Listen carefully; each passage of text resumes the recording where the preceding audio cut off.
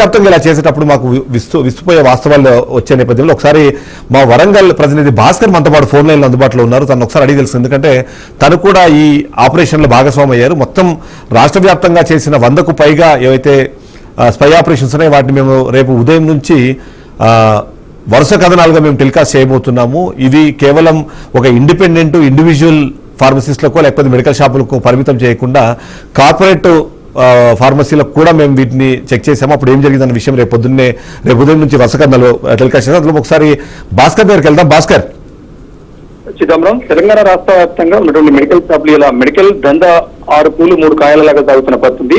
ఈ నేపథ్యంలో తెలంగాణ రాష్ట్రంలో అనేక వందలాది వేలాది మెడికల్ షాపులలో ఎలాంటి ఫార్మసిస్ట్ లేకుండా, ఎలాంటి అనుమతి లేకుండా, ఎలాంటి పర్మిషన్స్ లేకుండా, సాధారణ వ్యక్తి వచ్చి ఎలాంటి డాక్టర్ రిసెప్షన్స్ లేకుండా, మందుల చిట్టీలు ఇవ్వకుండా డైరెక్ట్ వస్తే సాధారణ ప్రజలు సామాన్యులు ఎప్పుడు కలిసి అసలు దేనికి మెడిసిన్ అడుగుతాను, దేనికి కనీసం పూర్తిగా అవగాహన లేకుండా కూడా పోయి మెడికల్ షాప్ లో అడిగితే ఆ మందులు ఇస్తున్న పరిస్థితి ఉంది. అదే నేపథ్యంలో కొన్ని పూర్తిస్థాయిలో ఎక్కడ కూడా అనారోగ్యానికి గురయ్యేటువంటి మరణాలు జరిగేటువంటి సందర్భాలు కూడా ఒక్కొక్కరు ఉన్న పరిస్థితి.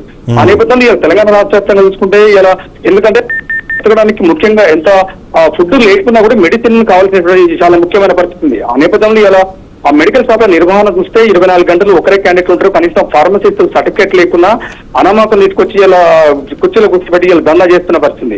దానిలో భాగంగా ఇలా బీఆర్కే యాక్ట్ సంబంధించి మనం ఉమ్మడి వరంగల్ జిల్లా వ్యాప్తంగా అన్ని చాలా మెడికల్ షాపులు మనం స్వయంగా మనమే వెళ్ళి తనిఖీ చేసేటువంటి పరిస్థితిలో వేస్తున్నారు. కొంతమంది అధికారులు తనిఖీ చేసిన నేతృత్వంలో అదే విధంగా మనం ఆకస్మికంగా చూస్తే పరిస్థితి అక్కడ ఉన్నటువంటి దారుణమైన అంశాలు మన దృష్టికి వచ్చిన పరిస్థితి.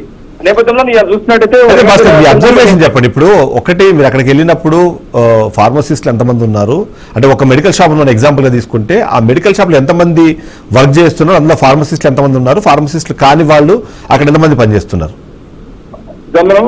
ఒక మెడికల్ షాప్ లో ఒకటే సర్టిఫికేట్ ఉంటుంది, ఒక క్యాండిడేట్ ఉంటుంది. ఆ క్యాండిడేట్ కూడా మెడికల్ షాప్ లో ప్రస్తుతం తాత్కాలికంగా ఉన్నటువంటి పరిస్థితుంది.